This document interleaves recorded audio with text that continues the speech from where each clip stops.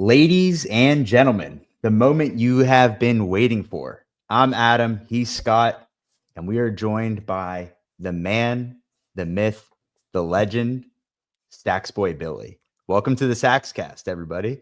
Boys, how we doing? Billy? This is amazing. It's happening. It's happening, boys. It's happened. Look at us, huh? Look at my We're bed. here. Isn't that nicely made? It's made. It's made. This is the cleanest room I've ever seen, man.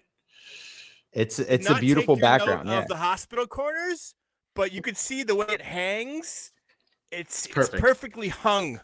But thanks. I'm excited, guys. We've been talking about this for a minute.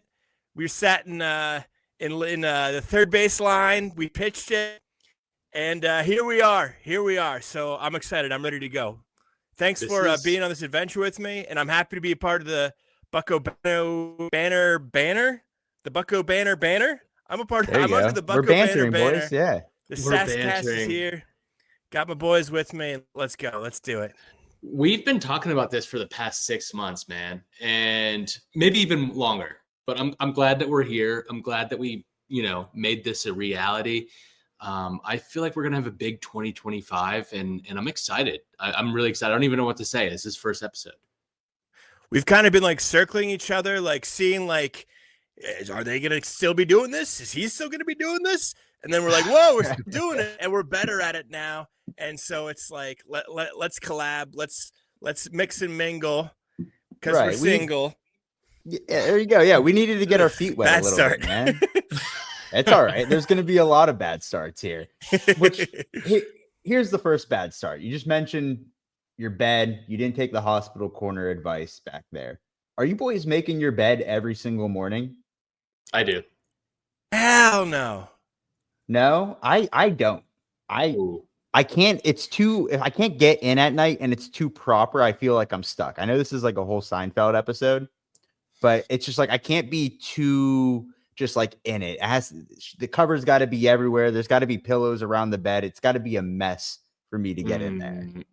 Is there anything worse than feeling like you're contained in your own bed by this like perfectly folded and tucked sheet that's just got you in there like a little munchy chi? I mean, come on, no, who the hell wants that? You have that comforter be nice and sloppy, and then you go in your bed and you spoon it like it's a human being. That comforter is a human being that perfectly forms to your body.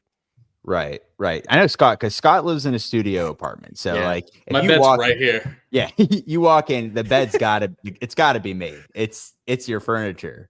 To be honest with you though, too, like this has always been my my way of living by myself, especially.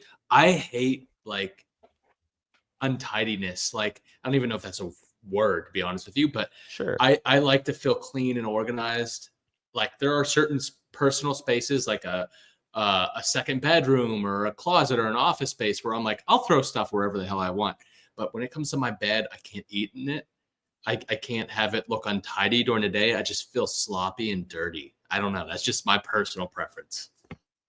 Are you guys eating in your bed? I hate to go down this route, but like I don't. But I'm never eating. I know people who have. Am I going to come across as like the worst human being of all time? Hell yeah, I'm eating my bed. Are you kidding me? Who the hell is just eating chicken wings in his bed? 14 years. Dude, I swear. You live in New York for 14 years and you have these tiny spaces. I do everything in my bed, man. My man would eat Manny's barbecue in his bed. I spilled a freaking diet soda on my bed the other day. Oh, dude. Listen, to each their own. It's your own space, so you can do with it as you please. But I see the perfectly made bed in the background, and I'm just curious through the history of the Saxcast, is that going to remain absolutely perfect? Because I'm going to take a screenshot, and then it's going to be like a compilation of how the bed slowly shifts the evolution of your bed. It's going to be like Barack Obama when he first got into office to like after his gray hair. Then at the end, it's just the bed's on the ground. It's just a mattress at that point. Can you imagine this like podcast becomes like Joe Rogan and it's just like, it's like before and after, and it's just like a giant king bed, like Lord Farquaad's bed. Well, listen, if this podcast becomes Joe Rogan, I hope we're all in a studio and not in our respective apartments. Boys, there's a lot going on in Pittsburgh, but Sax, you've been up to a ton, man. The Instagram is fucking buzzing right now. We're up to almost 25K. Congratulations on that. Yeah. It's a perfect time to start a podcast, get your voice out there, and we're happy to do it with you. Bucko Banter and Saxboy has been a collab for a minute now, so we're happy to produce this show for you and also honored to host it. But we want to get into what you've been up to, and we're going to have various segments throughout the course of this show. But the main one is going to be your travels. And you've been doing something extremely interesting, sir. Something I say some might not dare to do while they live in Pennsylvania. Something that a certain someone was really negative about. Are you talking to me? Someone said, "Are you crazy?" A certain little yeah. All right. To be fair, I only go to these places for work. I never get to spend the night or go out into town. And your work brings you to the most depressing places. Sure. Yeah. Well, and also I'm just working. So like I'm already not in a great mood. Like I'm there for business. Okay. I'm not being wined and dined by the town's mayor out here like Sax is. But Sax, you're going all over. You're doing a Euro trip of Pennsylvania, which I call it exploring Western PA or Pennsylvania in general, like it's Europe. I do travel with no cars. I do trains, buses, transit, walking, bikes, and I'm just seeing the great Commonwealth. And I made a little bet that it would be interesting. And my God, has it it has rendered some unbelievably fun experiences and just a rediscovery. I just moved back to Pittsburgh, a little over a year ago, and I'm, moving back to Pennsylvania for the first time in 15 years. I haven't been back here. Just rediscovering my home state. I freaking love it. I love it. So we did Johnstown and we did Indiana, and the Johnstown trip, boys, was a revelation. This soup was a revelation. Anybody quote? Ratatouille. Oh. I worked at the Southside Works movie theater in high school, and that movie was playing when I worked there. So I had that whole thing on quote mode. I've never seen Ratatouille. I don't know if this is. It's been a while later, but it's I've a good never movie. Seen it. I've been living a lie my whole life. When people bring it up, I'm just like, yeah, I know it. The rat that makes food. I get it, but no, the never French seen rat. It. That'll be my homework. I'll watch Ratatouille. But Sax, you're going all over the place. You mentioned you went to Johnstown, you went to Indiana. There's going to be a ton more to discuss, but let's start with Johnstown first, because that was a little bit before you went to Indiana, PA, and became a wood boy, which we'll get into. But Johnstown, walk us through it, man, because like I said, I've been to Johnstown 10 times maybe, and there I see somebody and I'm out. I'm never dining. I'm never staying over. I'm not exploring the town. What was your expectation going to Johnstown? And then what did you find as you spent a couple of days there? So my family had a little summer. My grandma lived in Freedom's, PA, which is outside of Somerset, growing up. So we had like a family farm there. Spent a bunch of time there. And as a kid, Johnstown was like where you would go, where the movie theater was and the mall was. And it was like, everybody's like gassed up, like, we're going to Johnstown. Because we just wanted to get out of this tiny house that had no cable.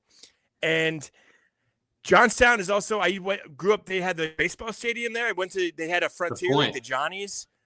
I remember going there as a kid and loving just cheap baseball games. I loved it.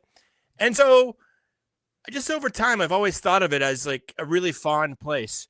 And when I was looking for spots to travel, I was like, this is perfect.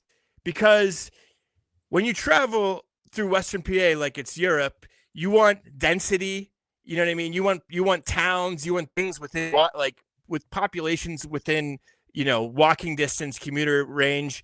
And it's kind of like a little mini Pittsburgh, honestly. It's like two bodies of water meeting to form one, and then it's got like the hill with the incline. It really feels like mini Pittsburgh in a lot of ways. But I wanted to take the train there too, which people think I'm insane for. Somebody commented on one of my videos and was like, did you fly to Johnstown? Is that even possible? Can you do Because that? it just doesn't operate in people's heads that you can take a train from Pittsburgh to Johnstown. Because no one ever does that. But living in New York for 15 years, you always go on these like weekend trips up to like Beacon, New York, Schenectady, you know what I mean? Long Island. And you get on a commuter rail and you just go. That's how you get there. You stay in the town, you walk around, you have a good time, and then you come back. So it's like, I'll just do that with Johnstown. That's exactly how I hit Johnstown. Do you guys know how many trains in and out of Pittsburgh, commuter trains there are a day into Pittsburgh? Ooh, let's guess. Wait, all right, good guessing game. Take a All right. guessing game. Scott, you want to take the lead on this I one? feel like and then- I'm going to be embarrassingly way off, but I'm going to go anyway. I'm going to Go. say commuter trains in and out of Pittsburgh. I'm going to say a dozen. Okay. Okay. I'm commuter trains. Yes. I'm gonna go. that you can buy a ticket for and go on a train. 50. I can't tell you the last time I was on the Two! Damn it! I win. There's two ways to take a train out of Pittsburgh. You can No, either you go set west us to up. You set us Chicago- up. What? You set us up. No, I thought it was going to be 50, like 100. dude. I thought you were going to be 50. like, There's it's so two easy to lines. take trains out of There's here. one that goes from like Chicago to DC, and then there's one that goes from like Pittsburgh to New York. That's it. So train travel is like non-existent here, except for these like two lines. It's unbelievable. So no one does. Have you guys ever taken the train? I've done train travel in Italy. Europe? Same. Europe. Same. Yeah. France and Italy for me. Yeah, That's yeah. it. And that's about it. There's no trains here, man. That's not like it's There is They a have train. the high. And I took They have it. a high-speed rail. There's over two. there, You too. just said there's two. There's only two of them. am I supposed to So do? it Wait only around all goes day? east one time a day at 7 a.m. Yeah, I'm out. It's one line. You get on this train. You say you're going to Johnstown. The conductor looks at you like you have three heads. He's like, What do you want to do in Johnstown? Basically, so I got to the train station. The train station's packed. Like people go because people like to take the train to either Philly or to New Sure. York, but it's all because of this big experience. But then the little stops in between, your Latrobes, your Greensburgs, your Johnstowns, they have like a whole other cart. It's like there's like tumbleweeds back there. It's just like me. Get to Johnstown. Johnstown has a beautiful train station that if you've seen the movie Slapshot, it's featured in there. Yeah. It's like gorgeous, but there's only one train into Johnstown. It only happens like once a day, in and out. So I guess twice a day. And you get to this beautiful train station. It's all blocked off. It's like you have to look through glass to see the beautiful train station. It's so sad. You're like How in this long of a dingy ride is little that? hallway. It's like 90 minutes, maybe 2 hours. 2 hours. Oh, There's two stops, Greensburg and Latrobe. And it's awesome. You get to go by Braddock. You can see like all the pipe and mills. You feel like it's a fun way to travel Western PA. So get to Johnstown, checked into Airbnb. I always do Airbnb. When I travel these trips, are you guys Airbnb guys or hotel guys? You guys have a little bit of walking around money. Probably hotel, right? A little bit more recently, we've been hotel guys, Scott, because Okay. Yeah. it's like you go onto Airbnb got and points? like, hey, here's this place for like Sure. $5, and then you go to check out, and it's like that's $8,000, and it's like fees on All top the of fees fees and on stuff top like of fees. So more recently, we've been hotel guys. We stayed in a hotel when we went to Detroit. We stayed in a hotel when we went to Arlington, DC. DC. Yeah. We didn't stay in Baltimore, but like it's just become easier for us, like if you're going like one night. But like Airbnb, yeah. We'll be Airbnb in spring training, which we'll probably talk about at some point on this podcast. But you know, I think it's a mixture of both. Just depends on where we're going and what we're doing. Mix and mingle. Yeah. When you do it, when I do it, obviously I travel alone and I'm doing spots that are, the nice thing about Airbnb is I guess it's nice and the bad thing is hotels are always in the downtown center of cities, right? More or less. They're by, either highways or downtown and center of cities. Airbnbs are out of like people's homes. So you're in like the neighborhoods. you're in like the Squirrel Hill of Cincinnati, or like, the Squirrel Hill of Johnstown. Does that even exist? No. I mean, maybe. It might be like. Is that a new bit? Like I it's don't just the Squirrel Hill of some other place. Squirrel Hill of Altoona, where Luigi Mangione was caught at the McDonald's. Oh, Maybe if he Hill. stayed in the Squirrel Hill of Altoona, he wouldn't have been caught. I don't know. Oh, where'd you go? Oh, the Squirrel Hill of Los Angeles. Oh, it's wonderful. It's like the Squirrel Hill of Barcelona. All right, so you're in Johnstown. You're in the Squirrel Hill of Johnstown. Yeah. What are we doing when we get there? Like, how are you setting yourself up? First thing I do is I go to an AA meeting, because I was just my recovery, whatever. It comes first and foremost. It's why I'm doing all this stuff, and it just delivered every single way you could possibly ask an AA to deliver. Just basement wood paneling, just like it was awesome. I don't want to talk too much more about it, but AA is popping over there. And then I just go and I walk around, and I walk into this one coffee shop, and they're like these really friendly people, because they're kind of like not used to seeing a guy with a backpack like wandering around Johnstown. So they're kind of like immediately curious. Then the lady asked me to read my Oracle card. There you go. And so like, if you go to these small towns, you're like, you're talking to them. You're not just like a number or whatever. Like it's a little bit more personal, Sure. And I asked her, I'm going to there's a mall up there called the Johnstown Galleria. Do you know this mall? I know I've it only from been you. to Johnstown once, to be honest with you. And I was there for every town has a mall like this. That was like, it was like the shit in the early 90s. Now it's like, and it was like empty. It's a ghost town. Yeah. Now it's yeah. So, Century 3 Mall. I was like in the coffee shop. I'm like, I'll gassed up, go to this mall. She's like, wait, what? You're like excited to go to the Galleria? And I was like, yeah, I'm like taking a public bus to the Galleria. And she's like, it's just like, man, I'm an absolute doof. But yeah, I didn't grow up in malls. Like, I'm a city kid, right? I grew up in the South Side Flats. Our mall was a Century 3 Mall, which is now RIP. Did you guys go to that mall? Yep. No, right? I've been there. You've been? Like, yeah, but not when it was popping. Like, yeah, towards the end. Yeah. Man, I remember when I saw a place that like customized hats, I was like, this is unbelievable, this mall. But yeah, lids? I mean, I walked around the mall. I don't know. Is there a mall in Newcastle that has like, shady as hell? It's just a sheet.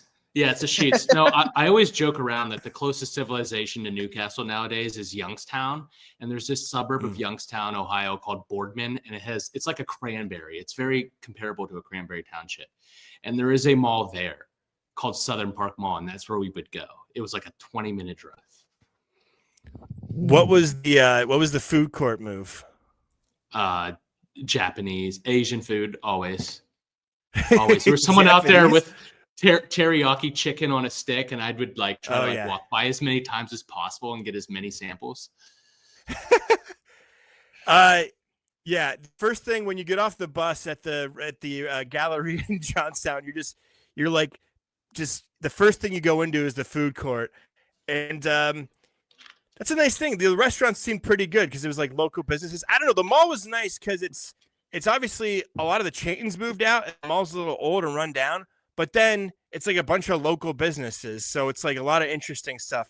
It was a lot of like plush anime toys. There was like 10 stores that had like sold like Funko Pops, anime toys, comic books, and so I guess that's just popping off in Johnstown. I don't know, but yeah.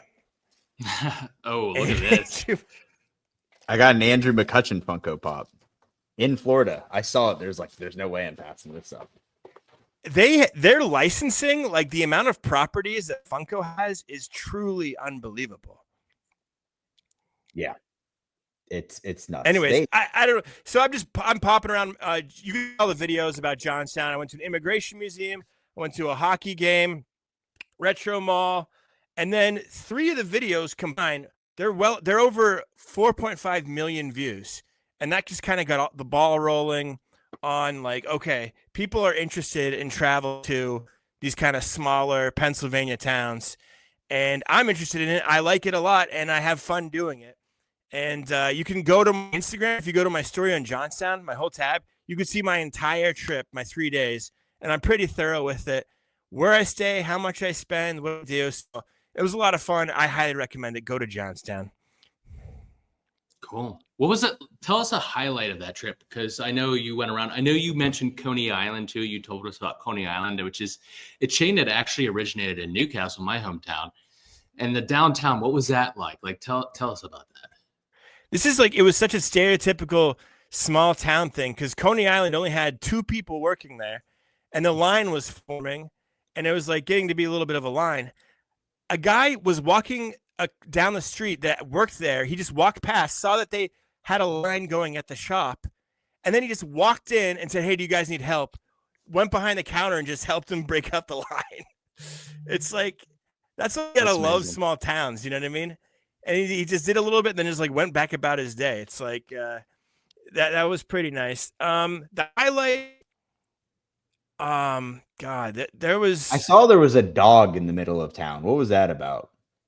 That is like, there's a dog at Steve Johnstown or something. Just a statue of a dog. There was the dog just is named trip, Johnstown. Honestly, what? The dog is named Johnstown? Maybe I misheard that. No, the dog's name, it's Morley. Morley's dog. And I'm not, people listening to this podcast, I'm not the best storyteller in the world. I was told the story of it. I don't know, Google it, ChatGPT. Something about a dog doing dog stuff about floods. All right. And yeah. Well, there was a big flood there back in the day. The highlight was just the trip itself was like, that was a lot of fun. And that's a trip that anyone that follows this, just look at my story, see what I did. I guarantee you'll have a blast in Johnstown. Guarantee it. You don't need a car, and you can take a train, and it's something different. And yeah, it's fun. I think that's something we need to explore, Sax, is like an after the fact guide, maybe in writing or something that we can put together where somebody could say, hey, like, I'm driving from Pittsburgh to New York, or I'm driving from like Pittsburgh to some other place, and Johnstown might not be my final destination, but like while I'm there, sightsee. Like, here's a couple of things I could probably knock out and do in a couple of hours, right? Absolutely. And a town like Johnstown, here's what I heavily push for. Get out of the car.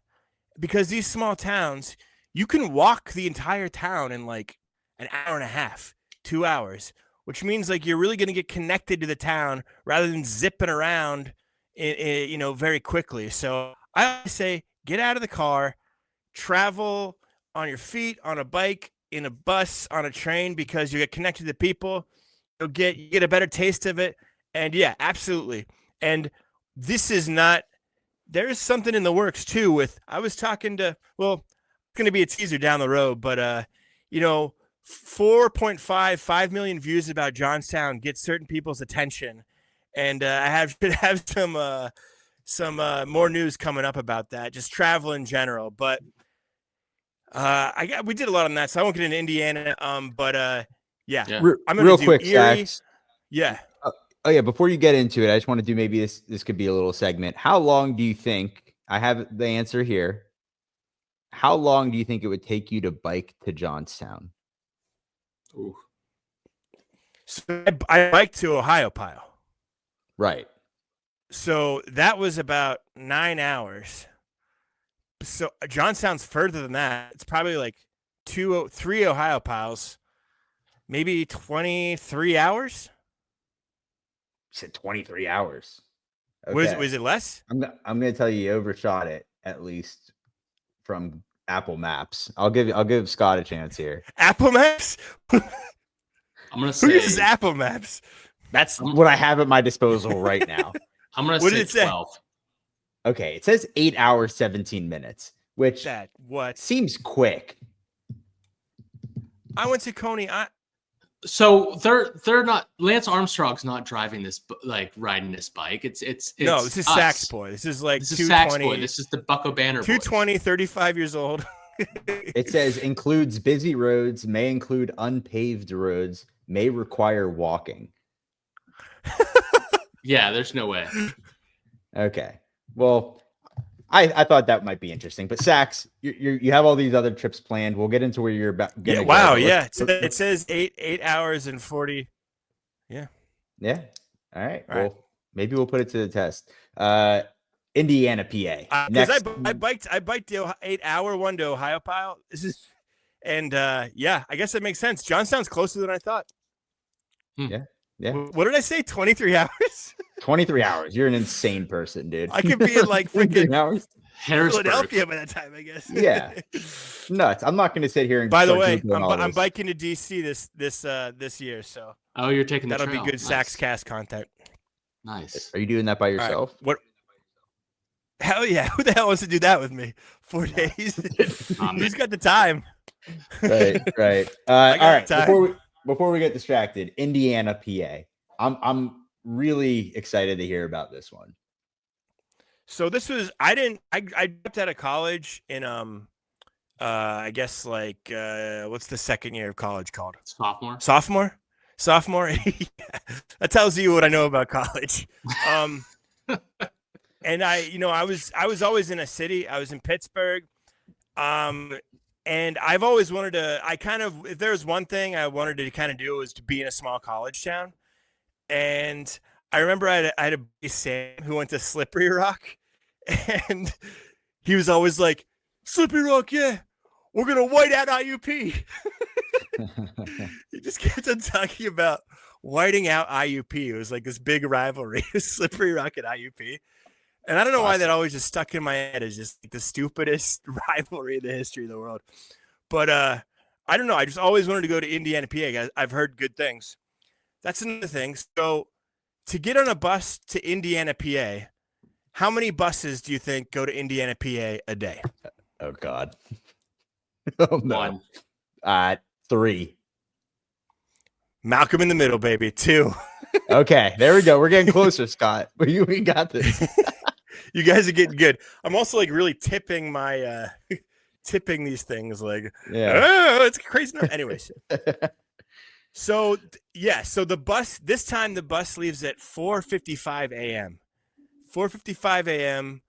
I don't know if you guys have been to the Pittsburgh Greyhound station at 4:55 a.m. recently. It's right down the street from me, but I went to New York one time and I had to get there at like 5. So yeah. Again, honestly, compared to other Greyhound stations, the Pittsburgh Greyhound station is like the freaking Taj Mahal. I mean, really have can't you been to complain Philly? About that. It's way better than Philly's. Yeah, it's better than Cleveland's. It's like saying something. And there's like a snowstorm, so a bunch of buses were canceled to Buffalo and other places because the buses can't operate as heavy winds. So you get into the when the snowstorm cancels stuff, where do people sleep that ride the buses that don't have the disposable income? It was like freaking Holiday Inn in the Greyhound station, just like people sleeping everywhere, man. These poor people that their bus route got knocked out. There's 2 buses, one at 4:50. And there was only 2 people on the bus on the way there, and I was the only person on the way back from Indiana. Again, no one takes the buses or transit to these sort of places that are, in New York, like a place like, or like even like a city like Denver. Like when I was walking around Indiana, I kept on getting deja vu. And I was like, man, I've been here before. Why do I keep on feeling like I've been in Indiana, PA before? Especially like this year on my travels. And I was like, oh, you know what it is? You know what Indiana's direct doppelganger is? Boulder, Colorado. I've been to Boulder. Is it so really? It's like a big college town. It's a college town at the foothill of a mountain. Yeah. All right. What do you mean, all right? That's that's all that it is. That's like the only comparison. Like I need more. You need to convince me that there's Indiana, not like PA the billions is and billions of dollars. Okay. I want a baseline here. It's literally just the geography of it. Okay. Because I'm not gonna like. Can you imagine? I just it's like argue. Everyone's moving to Indiana, PA how Indiana, PA is Boulder, Colorado. Deion Sanders is the next coach at IUP. What's the IUP coach, the Italian guy? Oh, Mike Lombardo or Lombardi. Yeah. No, but it's literally just that. It's just a college town at the foothills of a mountain. But it's also the similar distance away from Denver. It is as to Boulder is Indiana to Pittsburgh. And from Boulder to Denver, they run buses every 30 minutes. Again, people want to go to Boulder. Not as many people want to go to Indiana. But so it's just I got there. I'm running around. What were the big things? Oh yeah, we could talk sitting on the wood. Wood boy, that's a hit. I know. It was that was fun. Because did they blow out Teal? Because Teal was in my conference in D3, and IUP is a lot bigger than Teal. So it was at the towards the end of the second half they started blowing him out, but it actually was like kind of a ball game. The coach lost it at the beginning. It was kind of funny, but it was one of those games in like lower level college sports where the goofy guys got in on IUP, and the guys the funny haircuts and the personality basketball players. No, I don't want to say that. I mean, usually short guys are it was one of those games where the hard workers, the people that rebound, lunch pail guys, the coach's son. Yeah, and this is another thing I love about small towns like this is I'm at the sheets after the game, and one of the goofy guys was at the gas station, and I was like, "Hey man, good job hitting that 3." And I asked to take a picture with him, and I kind of made him look cool in my sheets. Not bad. Did he say thank you? He was kind of weird about it. Let me get the picture. I'll show you guys. I don't think he's ever been asked for a picture. I mean, I guess why would he? He's the goofy guy at IUP. Wait, is it focusing? Yeah, I can see it. Yeah. All right, it's exactly what I thought it was going to be. Yeah, it's a guy who's 5'7", who's only gets injured against Thiel. Right. He's just I just want to get my mac and cheese balls, dude. Yeah. So this guy's a coach or something. One of his buddies might send this to him, and he's going to be like, "Fuck Saxboy." It was a great photo. Yeah, it was a great photo. And it's when you're in a place like Indiana, IUP, Indiana, PA, that guy's a celebrity. That's like Michael Jordan or what's Michael more Jordan. of the comp, a deep bench player who's a 14th man NBA roster currently. Bronny James. He's the Bronny James of Indiana. Bronny James Dio. Sax, let me ask you this. You were sitting close to the court, hence the Wood Boy song.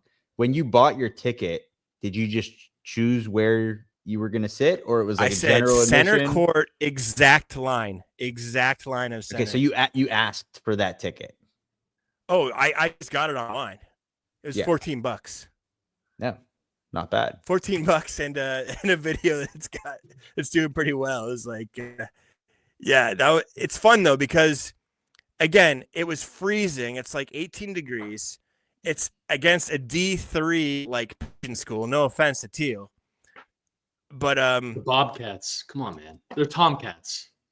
I thought their name was Thiel. I never heard of Thiel or Teal before. I'm a college dropout, so I'm not one to judge or anything like that. But it's up in Greenville, that was so much fun. It's up there. It's up there. It's a very small school. The Tomcats. I mean the hockey game, going to these regional things where they got ads for free hot tubs. They're doing closest puck contests, minor league baseball. It's just this is great. It's just great Americana that it's just fun. I got two things for you, Sax. First, what was the Airbnb situation like in Indiana? I can't imagine there being a large selection. So that's where it was way better than Johnstown, because it's a college town. So parents will come in. Parents come in, traveling professors, scholars of the world. It's the border Colorado of Pennsylvania. I mean, come on. It is. Yeah, you're right. So this is again, this is why I love it. Was the Squirrel Hill of Indiana, Pennsylvania. I will be definitely was. Obviously. Yeah. The lady who started. No. I'll just really quick the story. Yeah. The lady who started it got the idea from when she was traveling in Croatia with her daughter.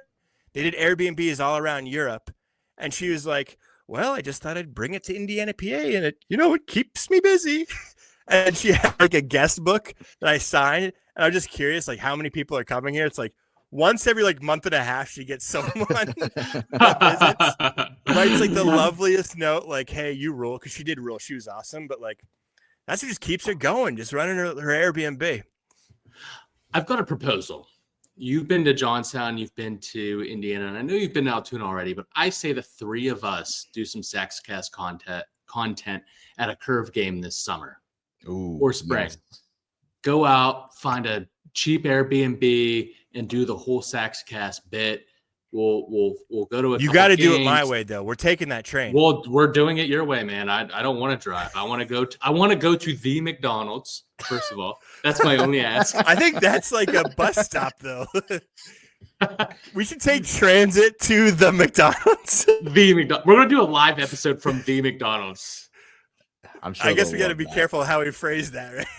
Am I being 63% Italian? Am I okay going in there? You'll end up in jail, dude. I don't know.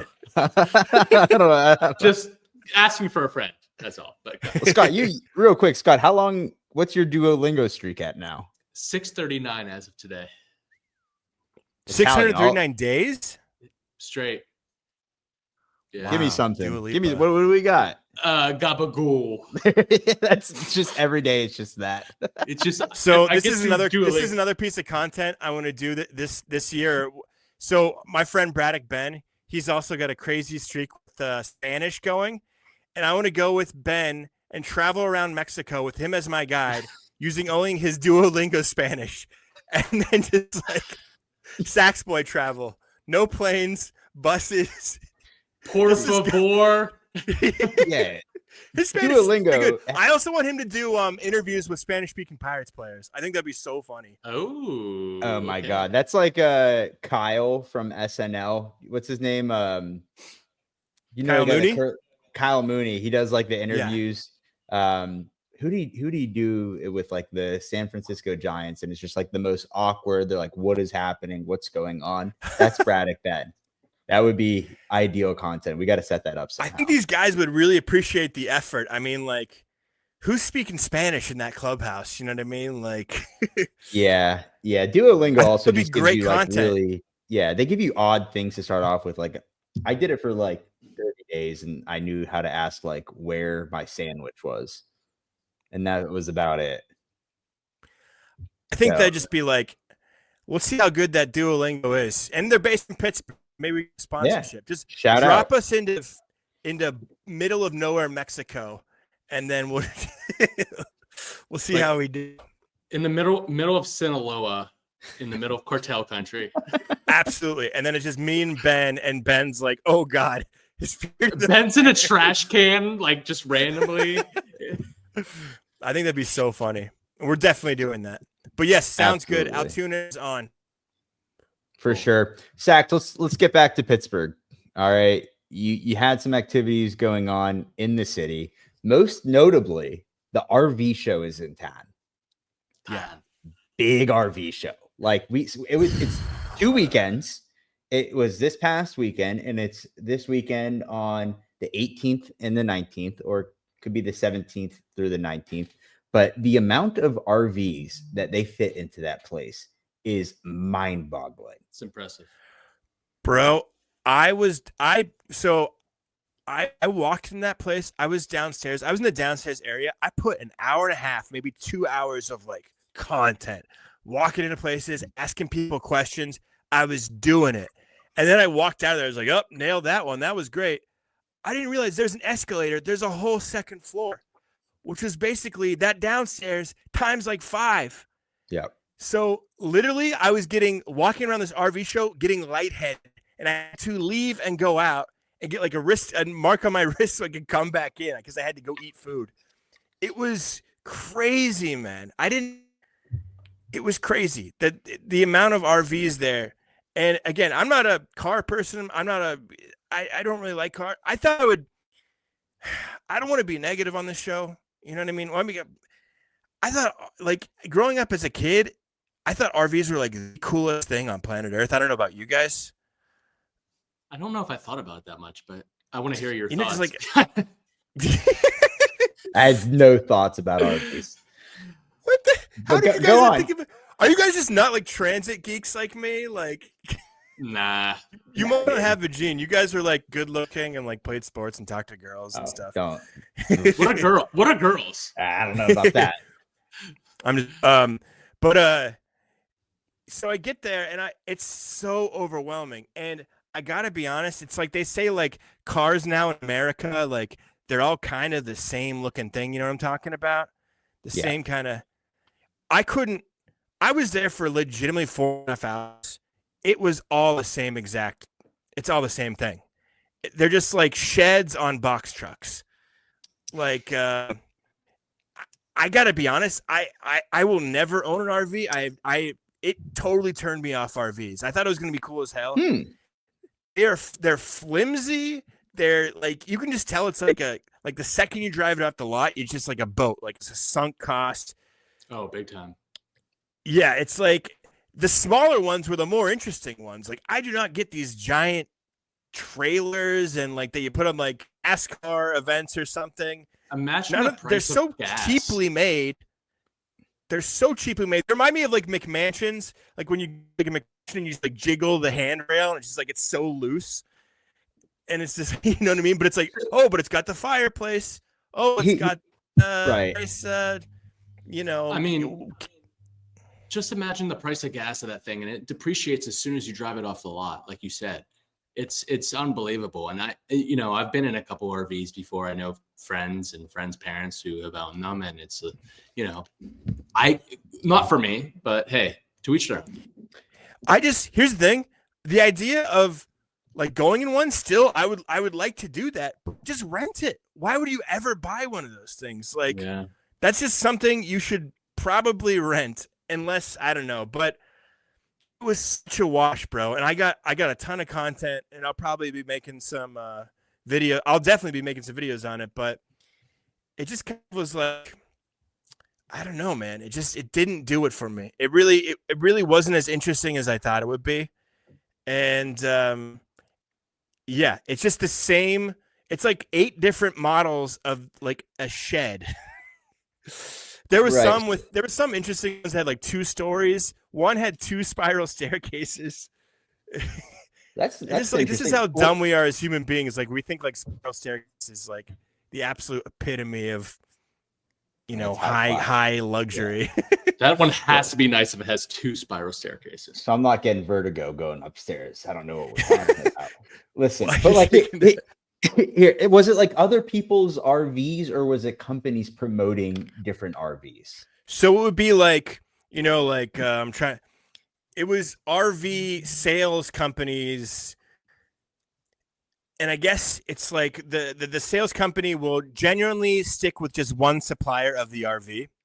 Okay. So there was like one RV was called the Leprechaun. Like it's like they had like 8 different like versions of the Leprechaun for an RV. Like, how'd you land on that name? Just weird. But you would think, I thought that once you would go to a different, like, oh, you go from the Winnebago to the Leprechaun to the excursion or whatever the heck it's called, that they would be different. But no, it was just a different like color of the fake wood paneling. And then, oh, that's they're using a different fake fireplace, and they have different like electric ovens. It was really underwhelming. And again, I like the idea of like being outside in an RV, but to own one, nah. And it was like, those tables at trade shows where it's like the card table with like the plastic chairs that, you know what I'm talking about? Yeah. Like you sit down with the sales guy and you sign away. Basically, it's like the bad decision table. Just like walking around and people like being there like, I'm going to do it. I'm gonna buy this RV. Let's Yeah, go. Let me it's a sign very it. specific like, type oh of my God. person. The Pittsburgh RV show has been around since 1968, promoting road trips. RVs make travel affordable, help unite families, and make experiencing America accessible. Travel and comfort, it's never been easier. So I'm pretty sold on getting an RV. I think that RVs are probably something that they've gotten worse over time in their construction. They've gotten cheaper, more cheaper made. It's like, I feel like those older RVs are like, just buy an older one and just soup that up or something. I don't know. It was incredibly underwhelming, and I'm glad I went to it though. And that convention center is Content City, bro. They got stuff going in there like 24/7. I'm like, Pittsburgh just keeps on shocking me how much stuff there is to do here. When people say there's nothing to do in Pittsburgh, I want to throw them off one of our many bridges because they're literally. I had my bar exam in the convention center. Place is my absolute nightmare. You did the bar exam with that giant ass roof? Probably have nightmares. No, so there's an entire this place is so big. Like, okay, you got like the ground floor, and then there's like a bridge up top. There's a room that was probably like 1,000 of us in one room, and it was just like a dark theater room. It's endless, man. That place is so fucking big. It's crazy. That's so bizarre. That's like when you were practicing for the bar exam, you never practice in a room with 1,000 other people. Like, that's such a weird way to do it. Dude, it's like when you hear people like go on SNL and like, oh, you audition on SNL and they don't laugh and you're on stage all by yourself. It's like, why are they making the environment so weird? It's real weird, but I don't want to talk about the bar exam. We're going to bore everybody here. Pirates Fest. This is a good transition because Pirates Fest is also at the convention center this year. And unfortunately, Sax, you will be in Myrtle Beach. I'm so bummed out because I was really looking forward to this, but I screwed up because I got a cheap flight to Myrtle Beach, Pittsburgh South. And I just want to know when you guys are come back from it, I just want to like pick your brain. I want to like live. Oops, excuse me. I don't wait, sorry. Get it out. I want to like live through you guys through Pirates Fest because I'm just like, how do they fill all that? What do they do to fill time in Pirates Fest? Like, it's mostly nothing. Like you go in there and they hand out, at least based on my experience and what we did last year. Last year was a little weird because it was like a week into us starting Bucko Banter, Scott. Yeah, maybe definitely. Like if it happened around this time, we didn't even record our first episode yet. It was like late February when we recorded our first episode. Right. We recorded our first episode February 15th. So we hadn't even recorded yet. So we're kind of just going to feel it out. We didn't have anything like mini mic or any expectations. You walk in, they hand you like a calendar, 93.7. The fans got like a booth set up. And then everything else is like, how do we get somebody to spend money here? Yes, right. Or sign up for a mailing list, or it feels like those fan fests out on the streets. So or, I've seen their activations at things like Light Up Night or something. It's like, hey, we all love the Pirates here. We're stuck with them. They're not really that spectacular. So it's like, that's what it feels like. It's gonna be like just like a money suck. Yeah, 90% of it was like Pirates charities, and I actually liked this part. And we kind of stumbled into it. So I think for $25, you can get like a gift bag, which has like a bunch of old giveaways from last year, maybe like a baseball thrown in it, some ballpark, like some Cracker Jacks. Or for $50, you can get either a mystery signed bat, jersey, and I think for $25, you can get a mystery signed baseball. That's the steal of a century. So obviously, Scott and I and our buddy Ryan got the mystery jerseys, $50 each. Hear me out. This is the best deal in baseball. How much does a jersey cost at the team store? Like an official stitched jersey? $220, $240. Yeah, it's like $200 to $300. The more legit it gets. So for $50, you get a stitched, authentic, like autographed. It would have been a game issued, like what they wear, for $50. Now, you might get a Kevin Kramer jersey, or you might get a Curtis Parch jersey, or like some pirate. Oh, you're definitely getting one of those. Yeah, you get absolute crap. Now I lucked out last year. Yeah, I lucked out. It's just it's overstock from like their charity events and stuff. Yes. Yeah. I lucked out last year. I got a Joe Musgrove, which was a pretty good one. Wow. But I know a lot. I swear Heath Hembry balls and jerseys were flying off the racks at this FanFest last year. Hey, you know what? And God bless him. They made the major leagues.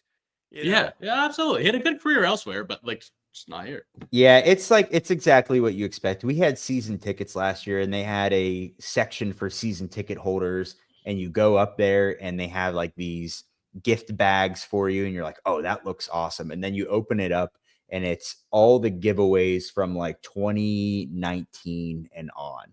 Like you get like baby socks, like stuff that doesn't even not going to remotely fit you. But they had a Q&A last year. That was fun. So you sit there, you hear Greg Brown MC between Ben Sherrington, Derek Shelton, Travis Williams. And then But are they saying anything interesting, or is it like you're like listening to the broadcast? That's what, again, God bless them. But like it's like a Q&A where like you can submit questions beforehand. Like I think one of ours was asked. We submitted like 10.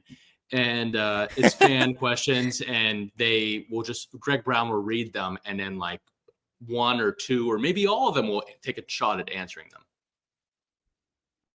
Yeah. Other than that, it's just like kids games all around. And then there's like a Rita's Italian ice stand, and that's about remember like that's what I always got to remind myself, like it's for a kid. Like what the Pirates produce is for families and kids. Those are probably the people that are spending the most amount of money, along with corporate people. And when you were a kid, how awesome was it? Even if you had no interaction with a baseball player, you stood in front of him and he signed your baseball, and that is like a memory you've had for the rest of your life. That probably happened to me twice, and I still remember it. You know what I mean? So it's like, and that happens at Pirates. That's how they turn us into lifelong Pirates sickos, like we are. Right. Exactly. There's autograph sessions, which there was a big let's talk about this for a second, because we had a couple people up in our DMs who all had the same complaints, and I heard it from a lot of people. So let's just air it out here. They had autograph sessions for like Paul Skeens, Andrew McCutchen, Brian Reynolds. Everybody on the team is pretty much there over the course of 2 days. There was allegedly no link or notice or anything for people to get these sessions. So they sold out like immediately. So people are up in arms about this. Like they did not make it easy enough or accessible enough for people to get their autographs, which I get it. Like if you're waiting around for this all year and that's like the reason you're going, and then like you don't have a fair shot. I don't know. Do you guys like going around getting autographs? Like, I mean, not so much at this age, but yeah, definitely. But I mean, what would the alternative system be? Like a lottery or something? Like, I don't know. Like, I guess it just needs to be like you advertise. Like ballpark pass where they just let it and then people just run to it. Like that? I don't know, because I didn't I at least would have looked. I don't think I would have gone to the autograph session because we have we're gonna be bouncing around like we always do. But from what I've heard, it's just like people didn't have a fair shot to get it, like generally. So that goes for like autograph seekers, people that just like had a card they want to get signed, or like something special they want to give to the person, or just meet them. Like, I don't know. Like, I feel like that maybe should just be like a first come, first serve type deal. Yeah, 100%. I will say this too. I think I don't even know if you have to pay. Like, I have no idea. It's a little bit much, but like, hey, it's for kids, right? Like I remember growing up, I wanted autographs. Right now, at this age, like I'd much rather just have a picture.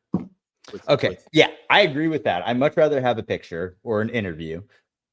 I think there's a difference with adult autograph seekers. There's the guy that's screaming at a player down the right field line, not just with like a book of things that he's obviously going to go sell on eBay. Or there's the guy that's like, hey, like I collect stuff, and you know, 100%. Here's one opportunity for me to like go and not be like make a fool out of myself and start elbowing kids to get an autograph. That I don't like.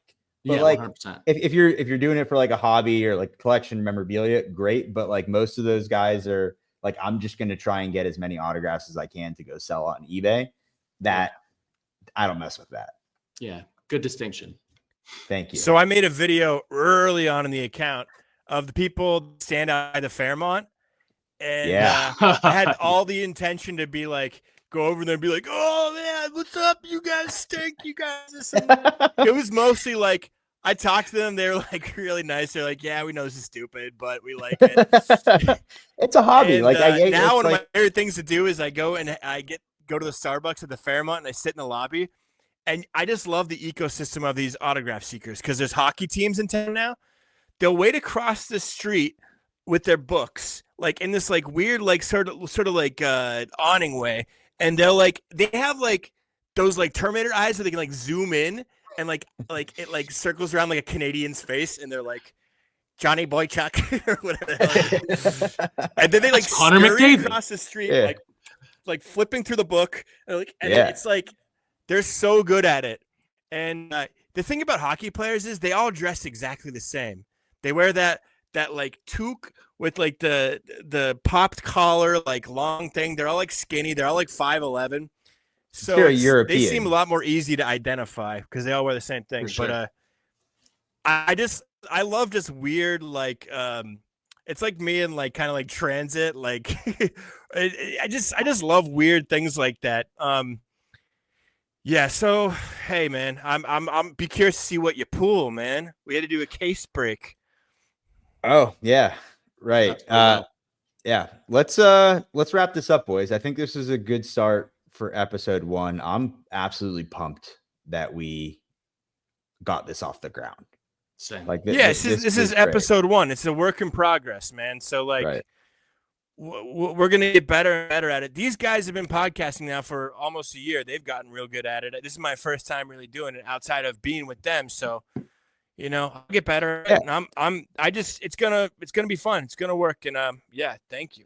Yeah, it's going to be a great time. This is going to be an incredible show. We have a lot of exciting things planned for it. If you haven't already followed, we got a lot of things moving, a lot of things cooking on social. You could find at the Saxcast pretty much everywhere. And then make sure you go over to YouTube. If you want to watch our stupid faces talk about all this stuff, please go subscribe to at Saxboy Billy 18. And then if you're trying to listen to some Pirates content in the off season, not much to talk about, but we still do it. You can go over to Bucko Banter on all social media and on YouTube, but stay tuned for the next Saxcast episode and clips, and make sure you support. If you're listening to the episode, make sure you give it a 5-star review, download it. And then if you're watching on YouTube, of course, subscribe, like, comment, share it. Look at you go. We'll you go. And let me just say this. I got it down. It's the perfect marriage. If you like ball talk, if you like baseball, just go to Bucko Banner. I'm under their umbrella. They are the top thing. The Saxcast is right under there. So I'm in their universe.